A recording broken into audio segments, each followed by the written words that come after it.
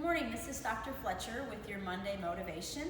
This week, with Easter ahead of us, I thought it would be a little fun to talk about eggs, since we know maybe your kids will be out dyeing them or maybe having a fun little Easter egg hunt. Unfortunately, eggs have gotten a bad rap over the past many years, and the controversy surrounds eggs as to whether or not we should include them in our diet. Eggs are very versatile, and there are many good reasons to have eggs in your diet. They're a cheap source of protein, they're loaded with vitamins and minerals, and can be very versatile with cooking. Unfortunately, eggs have been associated with elevated cholesterol, cardiovascular disease, multiple types of cancer, not to mention greater than 100,000 cases of salmonella every year just from eggs. So many people come in confused about eggs when they come to see us here at Thrive or participate in our teaching programs.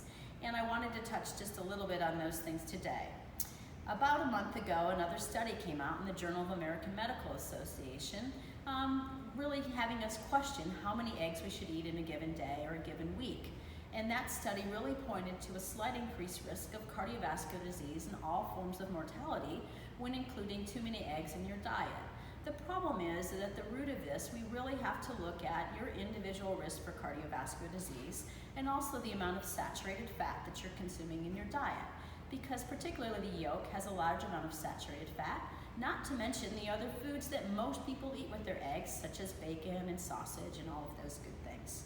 So today we wanted to give you just a few little tips about including eggs in your diet, and some of these come from our dietitian here, Annette. Number one, just to point out a little bit about the confusion with shopping for eggs. For years it was easy. You had white eggs or brown eggs, but now there's so many options. They're either standard eggs or organic or free range or barn fed, and so many of them have added nutrients such as omega-3s. But what's important to remember is what the chicken ate that you're eating when you eat that particular egg. So looking for organic eggs is very important, and we encourage you to do that, or to shop locally and get your eggs delivered, such as you can do here, or visit the farmer's market. The difference in the shell really has no nutritional bearing. White and brown eggs have the same nutritional value, which eggs, as we know, again, are high in protein and many essential vitamins and nutrients. Just a couple tips about cooking with eggs.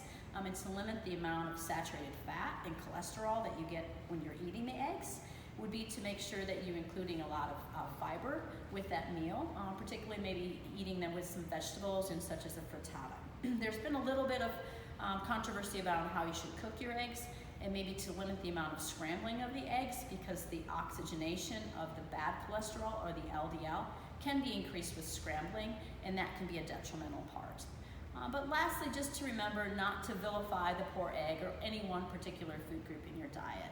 Using a little bit of egg in your diet and maybe limiting the amount of yolks and mixing them with more whites is important.